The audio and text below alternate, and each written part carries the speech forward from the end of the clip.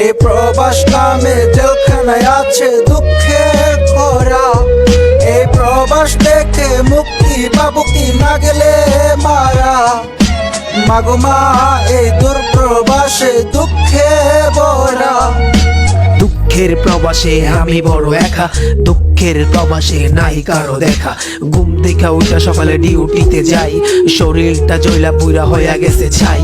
বেঁচে আছি কিন্তু মরার মতো হাই, দুঃখে দুঃখে প্রবাস জীবন কাটাই।